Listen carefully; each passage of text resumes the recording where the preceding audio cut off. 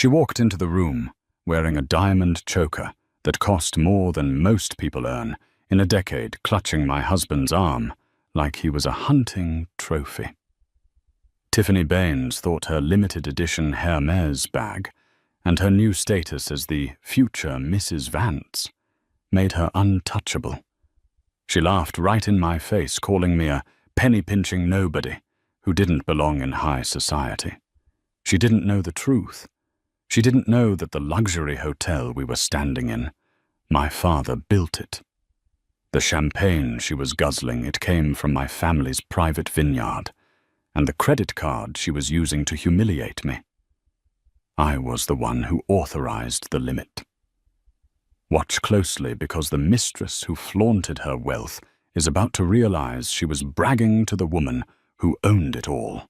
Celine Vance sat at the kitchen island of the modest 3-bedroom suburban home she shared with her husband, Michael. The granite was chipped on the corner, a defect they had negotiated a discount for when they bought the place 5 years ago. She ran her finger over the rough edge, a small smile playing on her lips. To anyone looking in Celine was the picture of suburban mediocrity.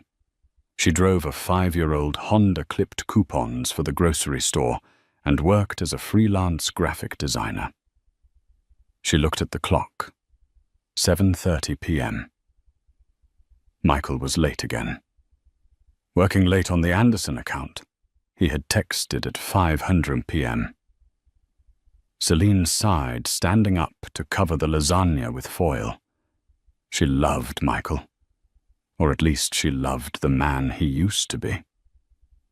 When they met in college, Michael Vance was a scholarship student with holes in his shoes and a fire in his belly. He was ambitious, yes, but he was kind. He hadn't cared about money because he never had any. That was why Celine had fallen for him, and that was why she had never told him who she really was. To Michael, she was Celine Miller, an orphan raised by a distant aunt, struggling to make ends meet. In reality, she was Celine Sterling, the sole heiress to the Sterling global conglomerate, a portfolio that included shipping lines, luxury hotel chains, and half the real estate in Manhattan. Her father, Alexander Sterling, was a man whose net worth was discussed on Forbes in the top 10 bracket. She had hidden it to find true love. She wanted someone who loved Celine, not the Sterling billions. But lately the man she chose seemed to be slipping away. The front door opened with a heavy thud. Michael walked in, but the air didn't shift with the warmth it usually did. It shifted with the scent of perfume. Baccarat Rouge 540. Heavy, expensive, and definitely not Celine's scent. "You're home," Celine said, wiping her hands on a dish towel. "I made lasagna." Michael didn't look at her. He tossed his keys on the counter keys to the new BMW he had leased last month against her advice. "I'm not hungry." "Michael, we need to talk," Celine said softly. "You've been distant. The credit card bill came in today. There's a charge for a bracelet at Cartier for $12,000. I assume that's a mistake." Michael froze. He slowly turned to face her. His face wasn't apologetic. It was sneering, a look of utter contempt that Celine had never seen before. "It wasn't a mistake," Michael said, his voice cold. "Then, who is it for?" Celine asked, her heart hammering against her ribs. "It certainly isn't for me." "It's for someone who appreciates the finer things in life, Celine," Michael snapped. "Someone who doesn't make me feel guilty for wanting to live like a successful man. I'm an architect at a top firm, yet I come home to this mediocrity. You act like we're destitute." "I act like we're responsible," Celine countered, her voice steady despite the shock. "Michael, who is she?" Michael laughed, a dry, humorless sound. "Her name is Tiffany, and unlike you, she knows how to navigate the world I belong in. She's a consultant for the firm. She has class. She has taste. Class. Celine raised an eyebrow. Sleeping with a married man is class. We're done, Celine, Michael said, pulling a folded envelope from his jacket pocket and slamming it onto the counter. I've outgrown you. I need a partner who shines not a shadow, who counts pennies. I'm filing for divorce, and since I've been paying the mortgage for the last 2 years, while you played around with your little art projects, I expect you to vacate the house. Celine looked at the papers. She felt a strange sensation. It wasn't just heartbreak. It was a clarifying, icy rage. He thought he was paying the mortgage. He didn't know that her freelance money had quietly paid off the principal of the loan 3 years ago, to lower their interest rates. You're leaving me for a woman because she likes to spend money, Celine asked quietly. I'm leaving you because you're embarrassing, Michael spat. Next week is the Sterling Charity Gala, the biggest networking event of the year. Tiffany got us invitations. I can't walk into a room like that with you wearing a dress from a department store rack. I need to make partner Celine. Tiffany is my ticket. The irony was so thick it almost choked her. The Sterling Charity Gala, hosted by her father. The event she had avoided for 5 years to keep her cover. Get out, Celine whispered. Gladly. Michael sneered. I'm staying at Tiffany's penthouse tonight. Pack your bags. I want you out by Friday. He turned and walked out, leaving Celine standing in the kitchen of a house she owned, rejected by a husband whose career she had secretly bankrolled through anonymous commissions. She picked up her phone. Her hand trembled not from sadness but from the adrenaline of a sleeping dragon waking up. She dialed a number she hadn't called in 3 years. The Sterling residence who is speaking, the crisp British accent of the butler answered. Alfred, Celine said, her voice shifting from the submissive housewife to the commanding heiress she was born to be. Tell my father I'm coming home, and tell him I'm finally ready to wear the crown. 3 days had passed since Michael walked out. Celine had moved back into the Sterling estate, a sprawling mansion in the Hamptons that made the White House look like a guest cottage. The reunion with her father Alexander had been emotional, filled with I told you so's that he politely swallowed for the sake of his daughter's tears. But the tears had dried up quickly. Now, there was only the mission. You want to attend the gala? Alexander Sterling asked, sitting behind his mahogany desk, looking at Celine. He was a formidable man, 60 years old, with silver hair and eyes that could cut glass. Not just attend, Dad, Celine said, adjusting the silk cuffs of her blouse. I want to host it. I want to be announced. It's time Celine Sterling came back from the dead. Alexander smiled a wolfish grin. That's my girl. But if you're going to re-enter society, you need the wardrobe. I'm on it, Celine said. An hour later, Celine walked into Maison du Ciel, the most exclusive high-fashion boutique in the city. This was a place where you needed an appointment just to look at the window display. She was dressed simply, jeans and a white t-shirt, oversized sunglasses covering her face. She wanted to browse quietly before her private fitting scheduled for later. She was looking at a midnight blue velvet gown when a shrill, grating voice cut through the air. Oh, look, Michael. Ideally, I'd want something in crimson, to match the interior of the Porsche. Celine froze. She peered through a rack of silk scarves. There they were. Michael, looking uncomfortable in a suit that was slightly too tight and hanging off his arm, was a woman who looked like she had been dipped in liquid gold and rolled in diamonds. Tiffany Baines. She was stunning in a plastic manufactured way.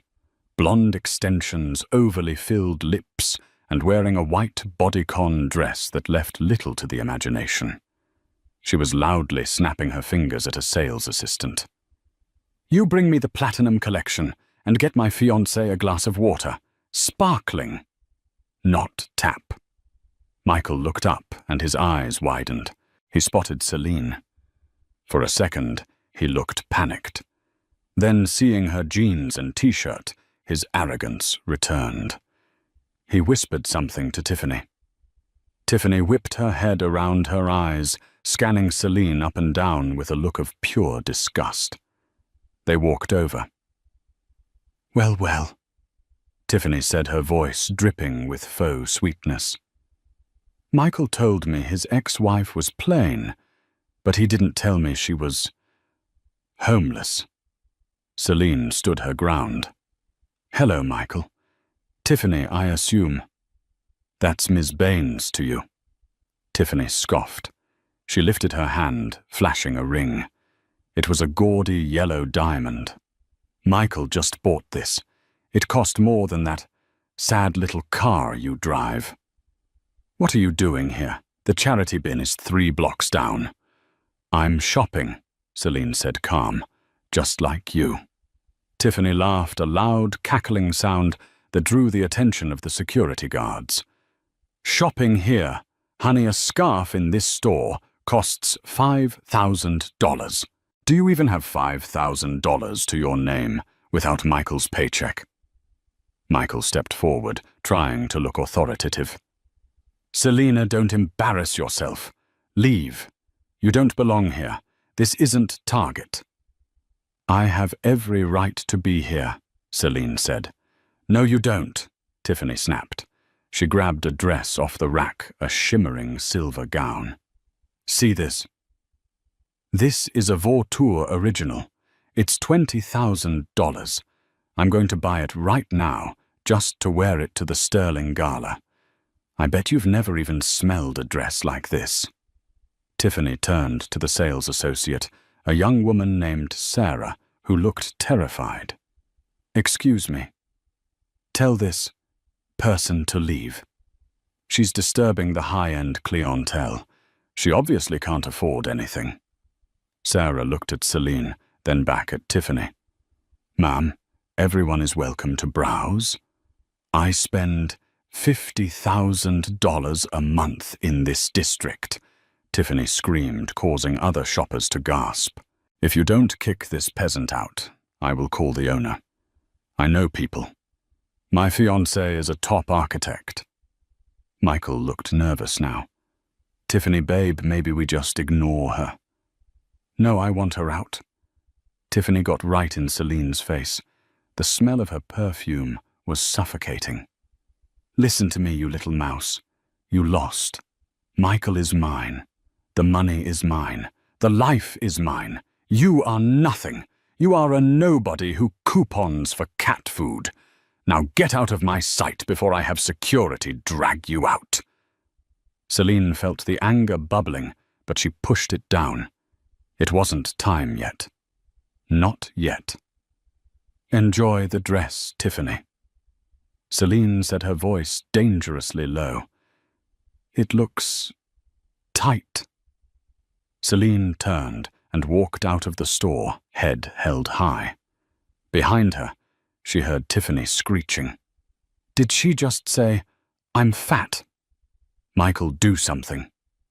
As Celine stepped onto the sidewalk, she pulled out her phone. She dialed her father's personal assistant. "Hello, Miss Sterling." "Hi, Jessica," Celine said, looking back at the boutique window where Tiffany was aggressively waving a credit card. "I need a favor. The boutique Maison du Ciel. Who owns the building lease?" There was the sound of typing. "That would be Sterling Commercial Properties, ma'am." Celine smiled, a cold, terrifying smile. "Excellent. Call the manager. Tell them I want the entire platinum collection reserved for a private viewing at the estate tomorrow. And specifically, make sure the silver Vautour gown is marked as unavailable." "Consider it done." Celine hung up. Tiffany thought she had won the battle at the boutique. She had no idea that Celine was about to buy the battlefield. The morning sun over the Hamptons didn't just shine, it seemed to caress the manicured lawns of the Sterling estate. Inside the master suite, Celine stood before a floor-to-ceiling mirror, but she wasn't looking at her reflection. She was looking at a stranger. For 5 years, she had worn the mask of a suburban housewife. She had worn cotton blends, clipped her nails short, and worried about electric bills. She had dimmed her own light to make Michael feel brighter. Standing there now, surrounded by the opulence she was born into, she felt a phantom limb pain, the ache of the love she had amputated 3 days ago. "The stylist is ready for you, Miss Sterling," Alfred, the family's longtime butler, announced from the doorway. His voice was soft, carrying a note of paternal sadness. He had watched her grow up, watched her run away for love, and watched her return broken. "Send them in, Alfred," Celine said, turning away from the window. "And Alfred, have the security team do a final sweep of the guest list for the gala. I want to make sure Michael Vance and Tiffany Baines are still seated at table 19. Alfred raised a refined eyebrow. "Table 19, madam, by the kitchen doors. That seems rather drafty." "It's perfect," Celine said, her eyes cold. Meanwhile, 40 miles away in the city, the atmosphere was far less serene. Tiffany Baines stormed into Maison du Ciel like a hurricane in 6-inch Louboutins. She was vibrating with adrenaline. Today was the day she would secure the silver vautour gown. She had spent the entire night awake, fantasizing about the moment she would walk into the Sterling gala. She imagined the photographers snapping her picture, the whispers of envy, and most importantly, the validation that she had truly arrived. Michael trailed behind her, looking paler than usual. He checked his banking app on his phone again. The balance was dangerously low. His severance package from his previous firm was gone, spent on Tiffany's lease, the car, and the ring. He was banking everything on this gala. If he could land a contract with Alexander Sterling, the money wouldn't matter. But right now, the numbers were screaming at him. "I'm here," Tiffany announced to the empty boutique, flinging her arms wide. "Bring me the dress." The manager, a tall, severe French woman named Madame Clotilde, stepped out from the back office. She did not smile. She did not offer champagne. She stood with her hands clasped in front of her black blazer, her expression unreadable. "Miss Baines," Clotilde said, her accent thick and icy. "Mr. Vance?" "We're in a hurry," Tiffany snapped, placing her gold clutch on the glass counter. "Wrap up the silver vautour, and I'll take the matching clutch. Michael, get the card." Michael reached for his wallet, his hand trembling slightly. "Right. The silver one." "I'm afraid that is impossible," Madame Clotilde said smoothly. Tiffany froze. She blinked, her false lashes fluttering like trapped moths. "Excuse me. The vautour gown is no longer available," Clotilde stated.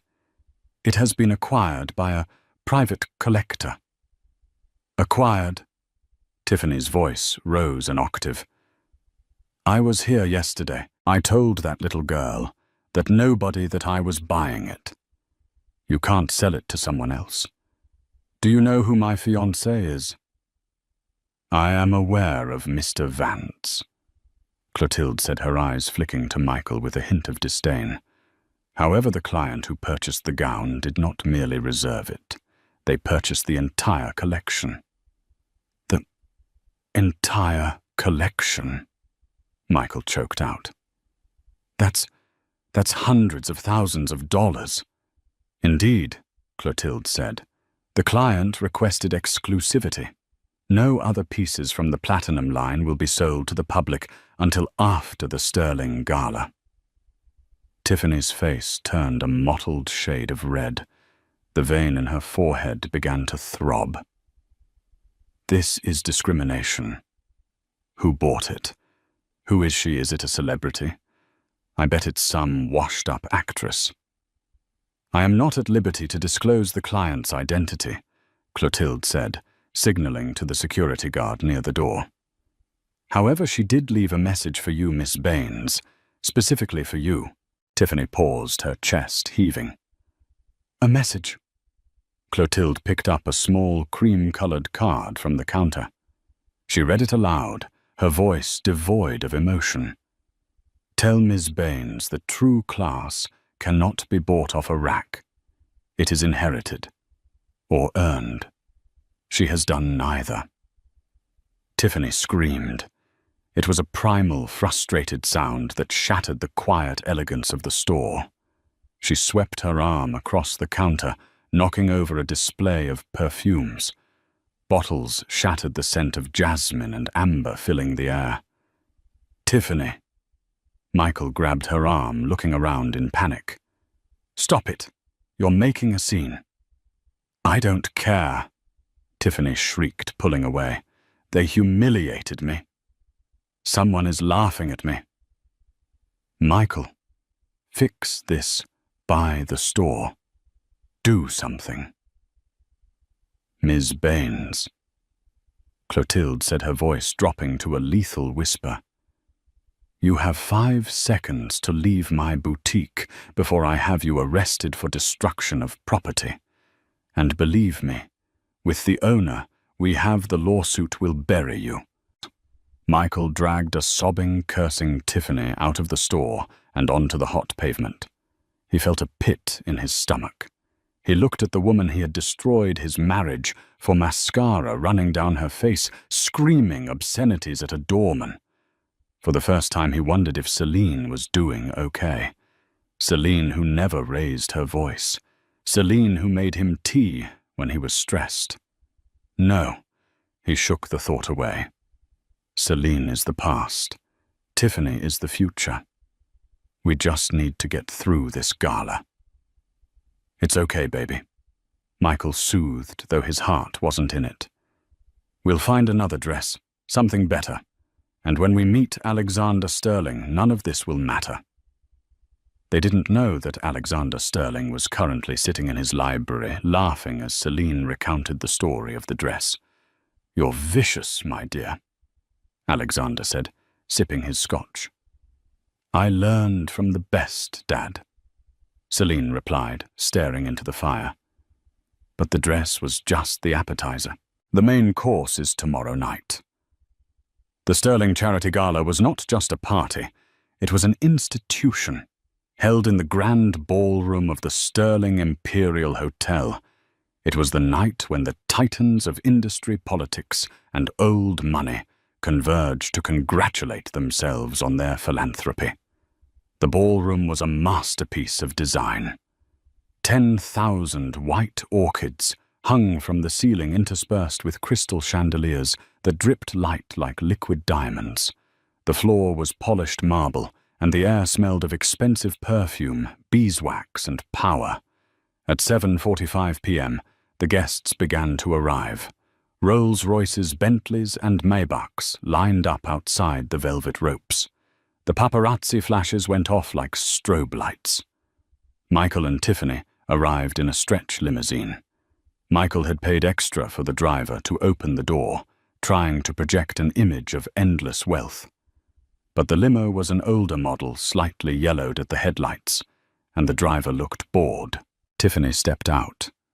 Without the silver vautour gown, she had settled for a bright crimson dress she found at a high-end department store. It was loud, too loud.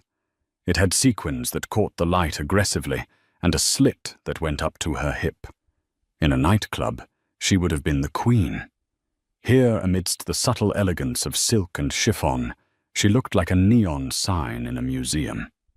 Smile, Michael, Tiffany hissed through her teeth, waving at photographers who were actually aiming their cameras at the senator behind them.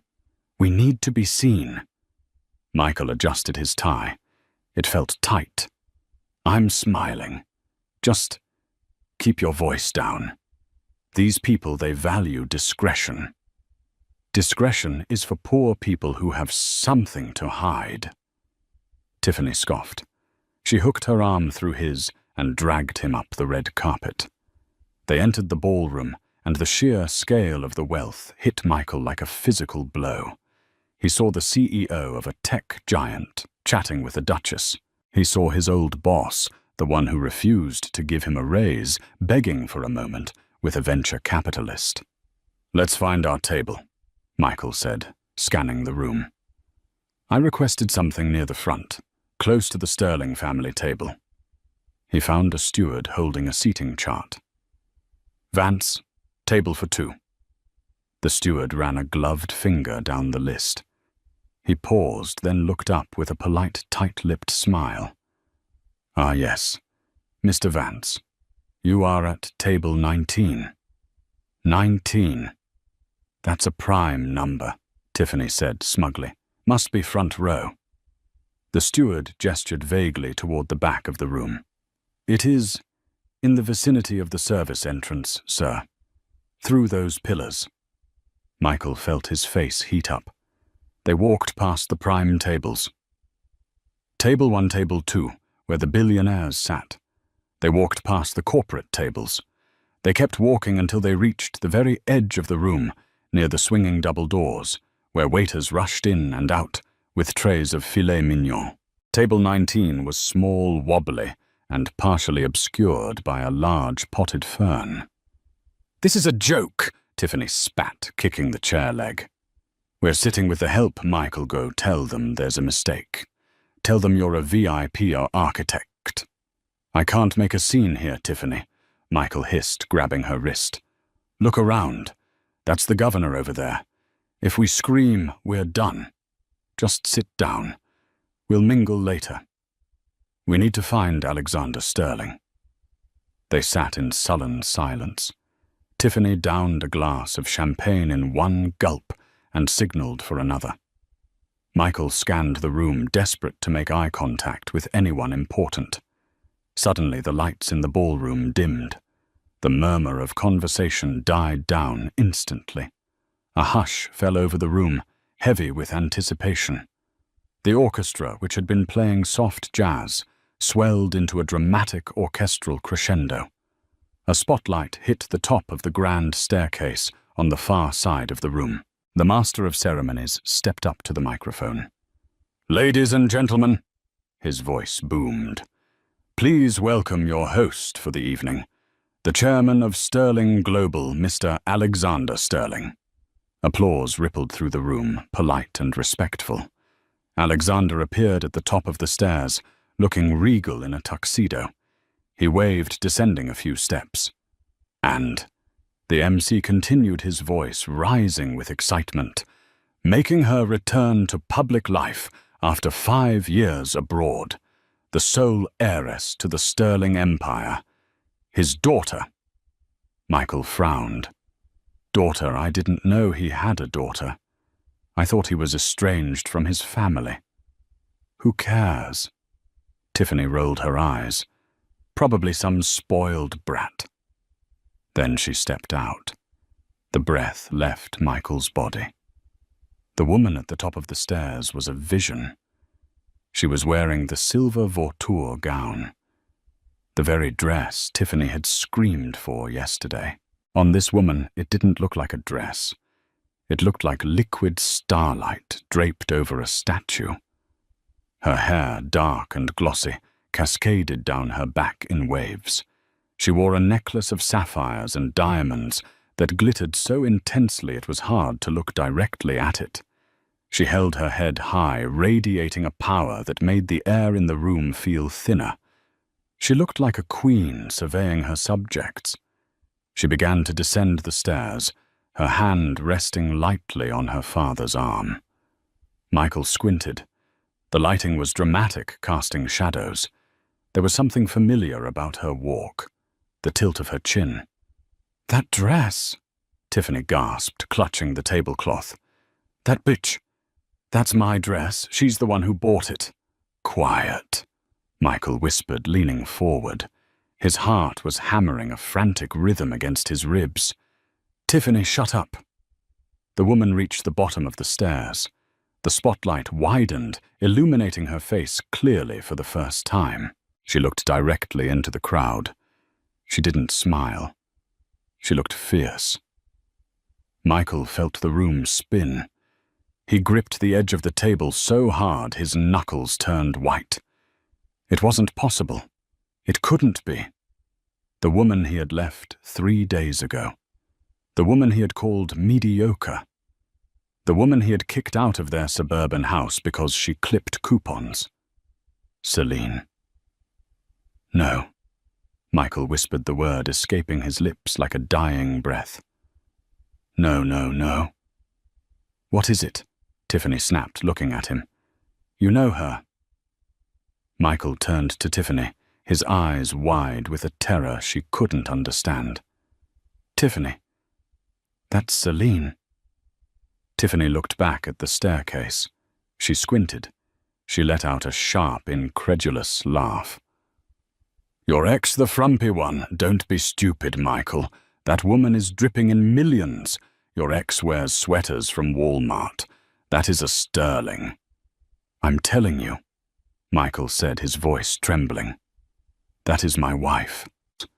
At that moment, as if she could hear them from across the ballroom, Selina turned her gaze toward the back of the room, toward the kitchen doors, toward the potted fern. She locked eyes with Michael. Even from 50 feet away, he saw the look. It wasn't love. It wasn't sadness. It was a look of absolute, terrifying recognition. She slowly raised her champagne flute in his direction. A toast, a challenge, a goodbye. Then she turned away, took her father's arm, and walked into the crowd of billionaires who parted for her like the Red Sea. Michael sank back into his chair, the realization crashing over him like a tidal wave. He hadn't just left his wife. He had left the princess of the very kingdom he was trying to beg entry into, and he had brought the court jester with him. The ballroom was a sea of black tuxedos and designer gowns, a swirling galaxy of wealth where laughter sounded like tinkling coins. But at table 19 the air was stagnant. Michael couldn't take his eyes off Celine. She was currently circulating near the orchestra pit, surrounded by a phalanx of admirers. He watched as the CEO of a major banking conglomerate, a man Michael had been trying to get a meeting with for 3 years, bent down to kiss her hand. He saw Celine laugh, a genuine, sparkling sound he hadn't heard in years.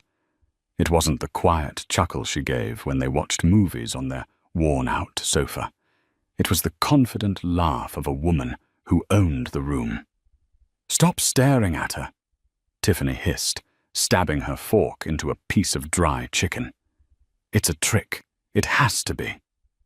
"It's not a trick, Tiffany," Michael murmured, wiping sweat from his upper lip. His mind was racing, rewriting the history of his marriage. He remembered the time he complained about the mortgage interest rate rising, and the next day the bank called to say there had been a clerical error and lowered it to nearly 0. He remembered how he always got reservations at fully booked restaurants, last minute, when Celine made the call. He remembered the junk car. She drove a Honda. He realized now it wasn't because she couldn't afford better. It was because she didn't care. "She's playing a role," Tiffany insisted, her voice rising. The alcohol was making her sloppy. "She's probably a hired actress, or maybe she's sleeping with the old man. That's it. She's Alexander Sterling's sugar baby, and they're passing it off as a father-daughter thing to save face. Disgusting." "Tiffany, keep your voice down," Michael begged, looking around. "You don't understand. If that is really Celine Sterling, my career is over. I'm trying to get a contract with her father's company tonight. If she tells him what? Tiffany snapped. That you upgraded, that you left a boring housewife for a woman with style. Any man would understand that. She stood up, smoothing down her sequined red dress. I'm going to the bathroom, and on the way back I'm going to walk right past her. I want to see the panic in her eyes when she realizes we aren't afraid of her. Tiffany don't. But she was already walking away, her hips swaying aggressively, cutting a path through the crowd like a crimson blade. Michael sat alone at the wobbly table. He felt small. He looked at the portfolio case under his chair, filled with his architectural designs. He had felt so proud of them this morning. Now they felt like drawings made by a child in crayon. Across the room, Celine saw the flash of red sequins approaching. She didn't flinch. She was currently speaking with Mr. Henderson, the head of the City Zoning Board. "And the proposal for the waterfront park?" Celine asked softly. "Approved, Ms. Sterling." Henderson beamed. "Anything for the community." "Excellent." Celine's eyes shifted. She saw Tiffany coming. Tiffany wasn't going to the bathroom. She was making a beeline for Celine. The crowd naturally parted, sensing the friction. Tiffany stopped 3 feet away from Celine. Up close, the difference was brutal. Tiffany's makeup was heavy, cracking slightly under the heat of the lights. Celine's skin looked like porcelain. Tiffany's dress looked like a costume. Celine's gown looked like art. "So," Tiffany said, her voice loud enough to stop the conversations nearby. "You clean up nice. Who paid for the rental?" The circle of elites around Celine fell silent. Mr. Henderson adjusted his glasses, looking shocked. Celine slowly turned to face Tiffany. She didn't look angry. She looked bored. "Hello, Tiffany," Celine said coolly. "I see you found the buffet. I hope the chicken at the back of the room was to your liking." Tiffany flushed. "Don't talk down to me. You think because you put on some diamonds you're better than me? We all know who you are. You're Michael's charity case ex-wife." She looked around at the guests, seeking validation. "She used to clip coupons. She counts pennies. This is all a sham." The crowd didn't laugh. They stared at Tiffany with a mixture of pity and disdain. In this world, discussing money so crudely was the ultimate sin. "Tiffany," Celine said, stepping forward. She lowered her voice so only Tiffany and the immediate circle could hear. "You are embarrassing yourself. And more importantly, you are embarrassing Michael. If you truly want to help his career, you will turn around, go back to table 19, and sit in silence until the valet brings your car." "You can't tell me what to do," Tiffany practically shrieked. "I am the future, Mrs. Vance. The future Mrs. Vance." Celine repeated, savoring the words. "Yes, you are welcome to the title. I certainly don't need it anymore." Celine gestured to a security guard standing in the shadows. He stepped forward instantly. "Is there a problem, Ms. Sterling?" The guard asked, his hand resting on his earpiece. "No problem, James." Celine smiled. This guest was just lost. She was looking for the exit. Please keep an eye on her. We wouldn't want her to trip. Tiffany opened her mouth to scream, but the sheer wall of social pressure slammed into her. Dozens of the most powerful people in the city were staring at her like she was a cockroach on a wedding cake. She turned on her heel and stomped away, tears of rage pricking her eyes. She rushed back to the table where Michael was hiding behind his champagne glass. "We are leaving," Tiffany hissed, grabbing her purse. "Now!" "We can't," Michael whispered, his face pale. "Look." He pointed to the stage. Alexander Sterling had returned to the microphone, but he wasn't alone. He was motioning for someone to join him. I would like to invite the lead architect of the night's potential partner firm to the stage, Alexander announced. Mr. Michael Vance. Is he here? Michael froze. His heart stopped. He wants me, Michael stammered. Hope irrational and blinding surged through him. Maybe he doesn't know. Maybe he just likes my work. Celine kept it professional. She didn't tell him. Go, Tiffany pushed him. Go up there, show her. Michael stood up. He buttoned his jacket. He walked through the ballroom, the crowd parting for him. He felt the adrenaline wash away the fear. It's about the work, he told himself. I'm a genius architect. Sterling cares about profit, not his daughter's love life. He reached the stage steps. Alexander Sterling looked down at him. The older man wasn't smiling. His eyes were dark, deep tunnels of judgment. Michael stepped up to the podium. The microphone hummed. He looked out at the sea of faces.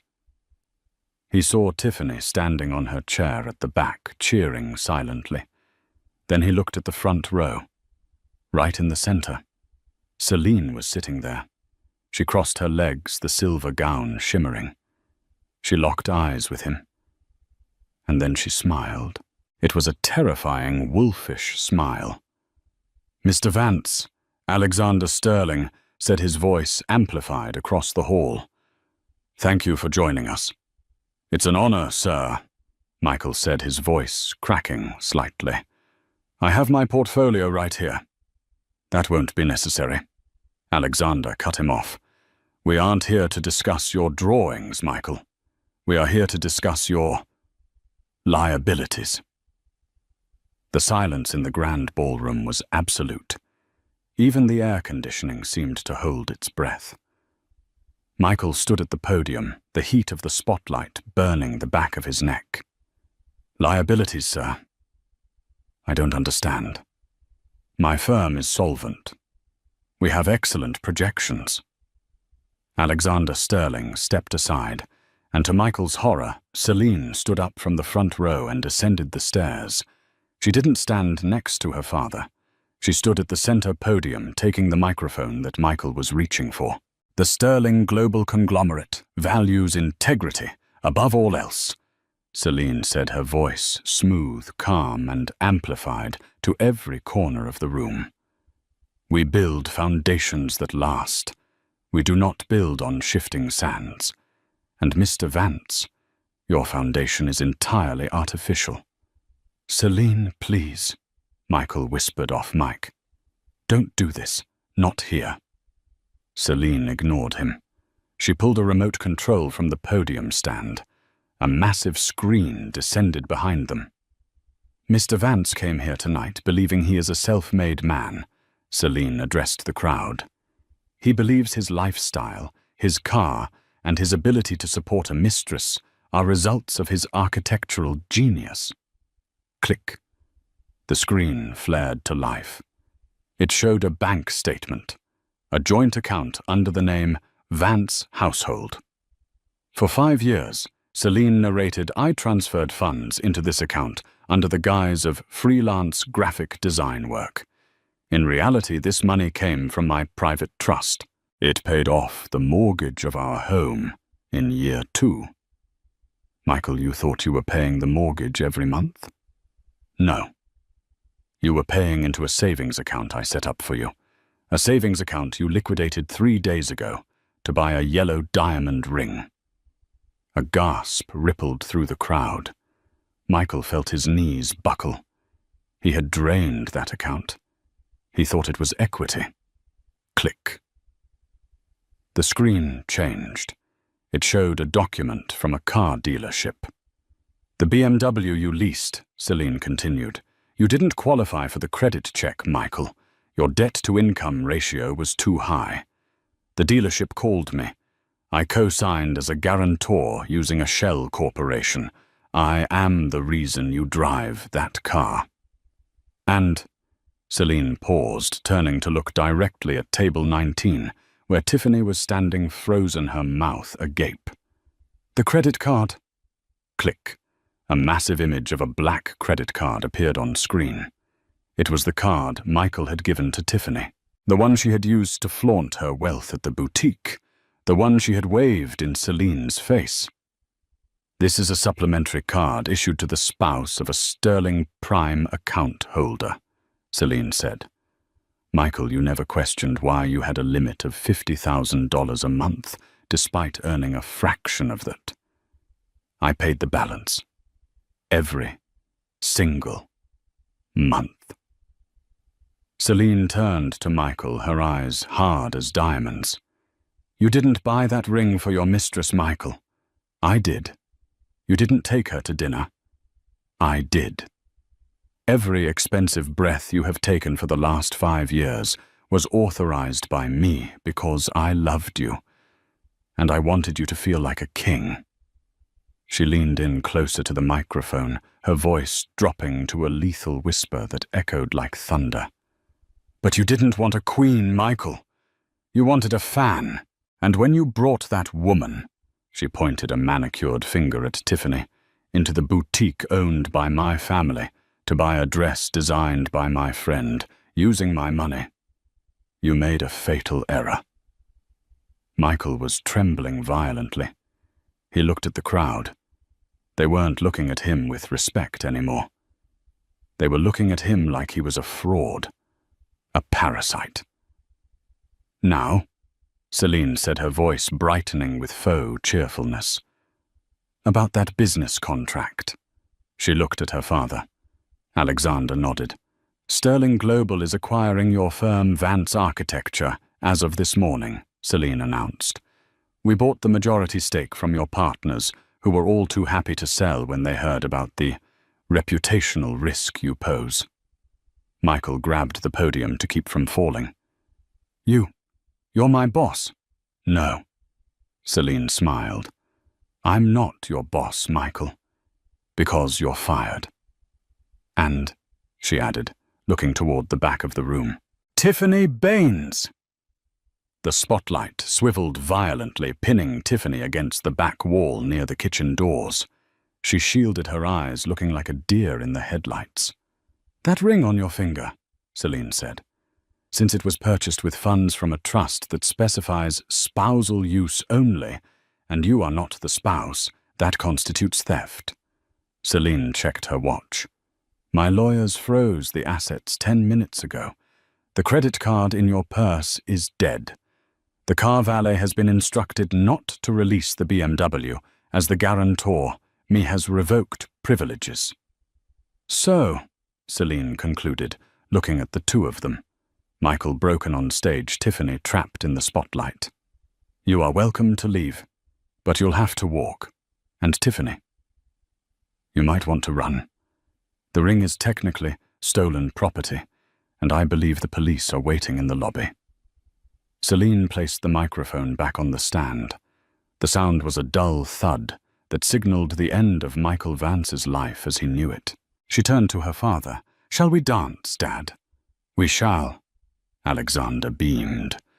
As the orchestra began to play a waltz, security guards, gently but firmly, escorted a weeping Michael off the stage. At the back of the room, Tiffany was seen frantically trying to pull the ring off her swollen finger as 2 officers approached her. Michael looked back one last time. He saw Celine spinning in the arms of her father, the silver dress flaring out like a supernova. She didn't look back. She didn't look sad. She looked free. He walked out into the cool night air, his pockets empty, his future destroyed, and the echo of his own arrogance ringing in his ears. The heavy oak doors of the Sterling Imperial Hotel closed behind Michael and Tiffany, with a finality that felt like a prison sentence. The muffled sounds of the orchestra and the clinking of crystal faded, replaced by the harsh ambient noise of the city street. It was raining, a cold, miserable drizzle that slicked the pavement and soaked through Michael's thin tuxedo jacket instantly. "Do something!" Tiffany shrieked, her voice raw. The mascara was now running in earnest, creating black streaks down her cheeks. Call a car. Call a lawyer. You said you were the architect of the future. Fix this. Michael stared at his phone. The screen was cracked, a spiderweb fracture from when he had dropped it in his haste to leave the stage. He had 0 notifications, no congratulations, no job offers, just an alert from his bank account overdrawn. I can't, Michael whispered, his voice hollow. She froze everything, Tiffany. The cards, the accounts. It's all gone. The ring. Tiffany frantically tugged at the yellow diamond on her finger. Her knuckle was swollen from the salty food and the alcohol. It's stuck. Help me get it off before they come. But it was too late. 2 officers who had been discreetly waiting by the valet stand stepped forward. They didn't look angry. They looked tired, like they had seen this scene 1,000 times before. Ms. Baines, one officer asked, we have a report of grand larceny regarding a piece of jewelry in your possession. The claimant, Ms. Celine Sterling, has provided proof of purchase and a statement that the item was unauthorized for transfer. It was a gift, Tiffany yelled, backing away. My fiancé gave it to me. A fiancé who used a corporate card he wasn't authorized to use for personal gifts, the officer corrected calmly. You can hand it over now, or you can come down to the station and we can have it removed there. Your choice. Michael watched as Tiffany, the woman who had sneered at Celine for wearing department store rags, used her teeth to help pry the ring off her finger. She threw it into the officer's evidence bag, with a sob of pure materialistic grief. You are pathetic, Tiffany spat at Michael as the officers took her information. I'm going to my mother's. Don't call me. Don't text me. If I ever see you again, I'll scream. She hailed a yellow cab, not a limo, not an Uber, black, and vanished into the rainy night. Michael was left standing alone on the curb. The valet looked at him, keys in hand. Sir, the BMW. Michael opened his mouth to ask for the keys, then remembered Celine's words. Guarantor revoked. Keep it, Michael croaked. He began to walk. He walked for 40 blocks, his expensive Italian loafers blistering his feet, the rain ruining the silk lapels of his suit. He walked all the way back to the small, damp apartment he had rented for Tiffany, the one he could no longer pay for. The next morning, the sun rose, but it brought no warmth to Michael Vance. He arrived at his architecture firm at 9:00 a.m., hoping that maybe, just maybe, Selina had been bluffing. Maybe he still had a job. Maybe he could salvage his reputation. His keycard didn't work. The little light on the reader blinked an unforgiving red. A security guard Michael had never bothered to learn the name of, opened the door. He held a cardboard box. Mr. Vance, the guard said, not making eye contact. Your personal effects. You are not permitted on the premises. I need to speak to the partners, Michael demanded, though his voice lacked any authority. I built this firm. The firm is under new management, the guard said, handing him the box. It was light, a framed photo of him and Tiffany, a stapler, a coffee mug that said, Boss. Sterling Global is doing a full audit. They suggested you get a lawyer, but, well, good luck finding one who will go against the Sterlings. Michael took the box. He sat on a bench in the park across the street, watching the building he used to walk into, with his head held high. Weeks turned into months. The divorce was swift and brutal. Michael had no money for a high-powered attorney, so he ended up with a court-appointed representative who looked bored. Selina didn't even show up to court. She sent a team of 5 lawyers in grey suits who laid out the paperwork with surgical precision. Michael walked away with nothing. No alimony. No assets. Just the debt he had accrued on his own personal credit cards, trying to keep up the facade of a billionaire lifestyle.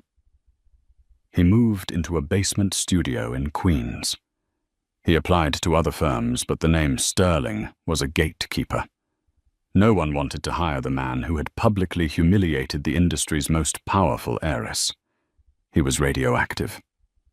6 months later, Michael was working the counter at a hardware store. It was honest work, but it was hard.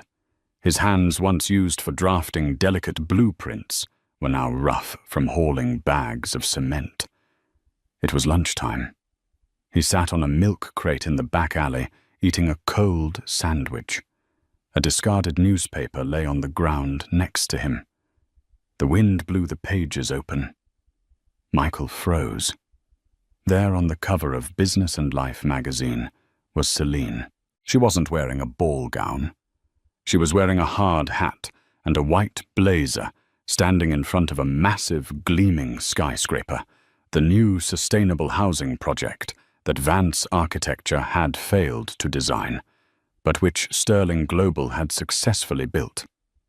The headline read, "The Queen of Acquisitions." How Celine Sterling redefined the city skyline and found happiness on her own terms. She looked radiant, strong, and completely, utterly indifferent to the past. Next to her in the photo stood a man. He was tall with kind eyes and a rugged look. The caption identified him as Julian Thorne, a renowned landscape architect and her partner in business and life. Michael stared at the photo. He remembered the coupon clipping. He remembered the quiet nights. He remembered the woman who had loved him when he was nobody. He realized then that he hadn't just lost a fortune. He hadn't just lost a career. He had been holding a diamond in his hand, mistook it for glass, and threw it away to pick up a piece of glitter that washed away in the rain. Michael closed the newspaper. He finished his sandwich. "Vance," the manager yelled from inside. "Customer needs help with the plumbing aisle." "Coming," Michael said.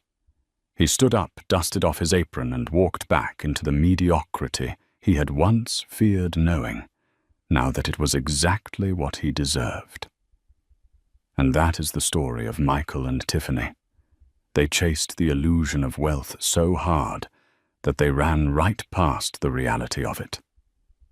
Michael spent 5 years looking for a better life, never realizing that the woman cutting coupons at his kitchen table could have bought and sold his entire world 10 times over. He wanted a partner who shone like gold, but he forgot that gold is cold, heavy, and lifeless. Celine, on the other hand, proved that true class isn't about how much you spend. It's about knowing your worth and never letting anyone discount you. What do you think? Did Celine take her revenge too far? Or was it exactly what Michael and Tiffany deserved? If you were Celine, would you have revealed your identity sooner? Let me know in the comments below. I read every single one. If you enjoyed this story of karma and justice, please hit that like button. It really helps the channel. And don't forget to subscribe and turn on the notification bell so you never miss a story about cheaters getting exactly what's coming to them. Thanks for watching, and I'll see you in the next one.